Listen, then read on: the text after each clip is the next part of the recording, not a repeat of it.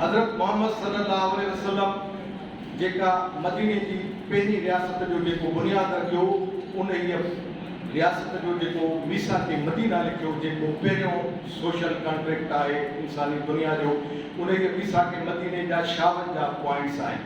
ऐं उन 56 पॉइंट्स जूं 3 जेके आहिनि उहे मर्कज़ी ॻाल्हियूं आहिनि जेके मां तव्हांखे ॿुधायां थो। सभ खां पहिरीं जेका पॉइंट आहे उहा हज़रत मोहम्मद लिखी आहे उन मीसाक मदीना में त हीअ मदीने जी रियासत अरबनि जे दौलत अरबिया जे तौर ते वजूद में आणनि था। दौलत अरबिया जेको आहे अरब जी क़ौमी रियासत। रसूल करीम मदीने जे पहिरीं क़ाइमु थियल रियासत खे दौलत अरबिया जो नालो ॾिनो आहे।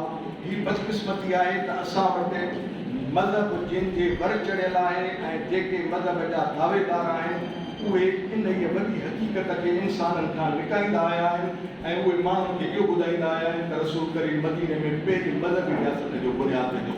रसूल करीम मदीने में पहिरीं क़ौमी रियासत जो बुनियादु विधो आहे जंहिंजो नालो दौलत अरबिया। इहो हुनजो पहिरियों नुक़्तो आहे।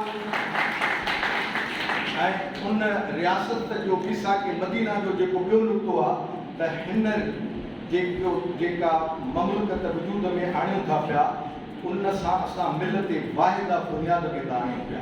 हाणे उन मिलत वाहिदा में मदीने में रहंदड़ यहूदी, मदीने में रहंदड़ ॿिया कबीला ऐं मुस्लमान, इहे सभु फरीक़ उन इहा मुआहिदे जो हिसो आहिनि।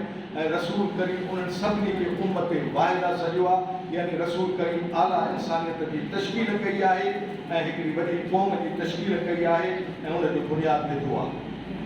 ॿिए नुक़्ते में त हिन मुआहिदे में जेके माण्हू शामिल आहिनि उहे माण्हू उन्हनि माण्हुनि जे माशी ज़रूरतुनि ऐं कफ़ालत जो बंदोबस्तु इहा रियासत कंदी।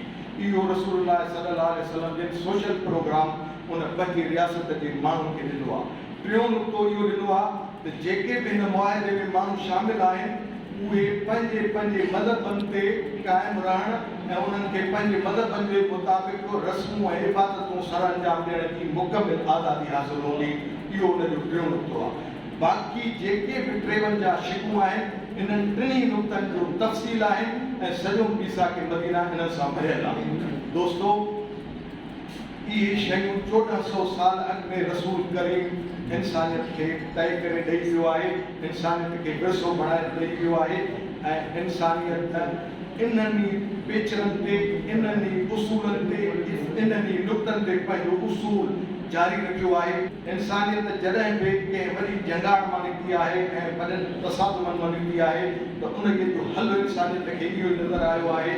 जेका यूरोप जी वॾी वेड़ आहे 30 इयर्स वार या डार्क एजिस जूं जेके बि वेड़ियूं आहिनि उन्हनि वेड़ियुनि जे नतीजे में जॾहिं 1648 में ट्रेटी ऑफ वेस्टफेलिया थियो त ट्रेटी ऑफ वेस्टफेलिया में जेको आहे उहो दुनिया जे क़ौमुनि इहो तय कयो त क़ौमुनि खे जेसि ताईं ख़ुदि मुख़्तियारी न ॾिबी ऐं शहनशाही जो ख़ात्मो न ईंदो तेसि ताईं इहा जंगाड़ ख़तमु न थींदी ऐं इंसाननि जा मसइला हली सघंदा।